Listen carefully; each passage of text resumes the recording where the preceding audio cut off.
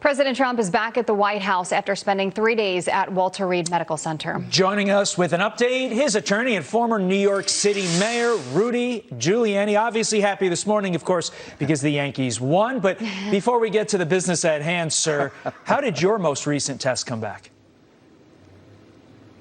Well, I took one yesterday, and I got the result last night. It was negative, thank goodness. Good. I'm just lucky. I can't figure it out. I was sitting next to Chris and Kellyanne for 3 days of debate prep, and myself, Jared, and Ivanka so far are the only ones in that room that haven't gotten it. So interesting. I'm keeping my prayers going for them, because I kind of feel bad in a way. I mean, I don't want to get it, but I feel bad. Right. That they're suffering so much. All right, let's get to the president. Obviously, now made news last week. It is the biggest news potentially of the last month, if not the last year. Do you agree with the president's recent message of do not be afraid of COVID? Wow. Well, I mean, that's a message that could be historic. I mean, it reminds me of Roosevelt's message at the beginning of his administration. The only thing you have to fear is fear itself. The reality is that there's been, at the beginning of COVID, some of that fear and some of that excess was necessary because we didn't know what we were dealing with. Now, COVID is very dangerous, but so are a lot of illnesses. And there are ways to deal with it. There are reasonable ways to prevent it and unreasonable ways to prevent it. And then there are cures now. There are things that put it in a category where 99% of the people, 98% are going to survive and more. And when you get to young people, below 60, the mortality rate is very, very small. So we know the population that has to get the most care. In a way, at the beginning, we were spreading it out too much. We were giving care to people that are not going to get it and not going to die from it. And in the case of New York and New Jersey, we were really handling the elderly very poorly. So now we know where the care has to go. We have a rational approach to it. We've got numerous medicines, by the way, none of which existed. It's all due to Project Warp Speed that they're there. They're all due to the fact that we have a compulsive president who gets things done for us. There's nobody that would in a million years believe that Biden could get this done. I mean, he'd been in a basement for 6 months. Sir. And then he would have started to deal with it, and we'd all be dead. You know that there's been a lot of criticism yes, surrounding, everything that's happened over the course of the last few days, which seems like a year. It seems like a lifetime.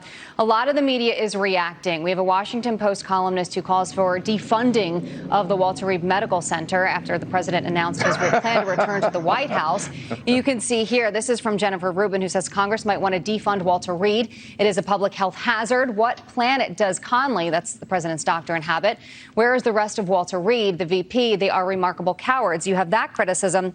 You have a lot of criticism stemming from what we all witnessed on live TV last night when the president made his way on Marine One back to the White House. And then once he stepped off of Marine One and up the steps to enter the White House, he took off his mask right away. A lot of people are saying, you're positive for COVID-19. Why are you taking off the mask right away? There's been criticism after criticism. What do you say to that? Well, first of all, as to the criticism of Walter Reed, I mean, maybe they should wait and see what the result is. I mean, the president went in there sick. They made it very sick, and the president walks out looking pretty darn healthy. They must have done a good job. I mean, that's a great hospital, and it's ridiculous.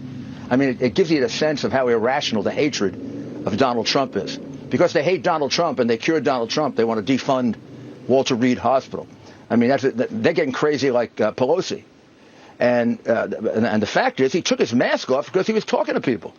He was going to address people and wave to them. He wanted to see his face to show that he looks good. He's 500 feet away from anybody. It's like when Biden puts the mask on and the people you're a football field away. The only thing that can get infected are the teleprompters. I mean, there's nobody around the guy. The mask is on for political theater. I mean, you got to realize that. Biden wears that mask. I don't know if it's a security blanket, like the kids who carry the little blankets around, or when he comes out of the basement, or it's just to kind of frighten everybody that COVID is much worse than we think it is. Just a couple seconds. COVID is bad, but we can go forward with our lives. We don't have to be paralyzed by it.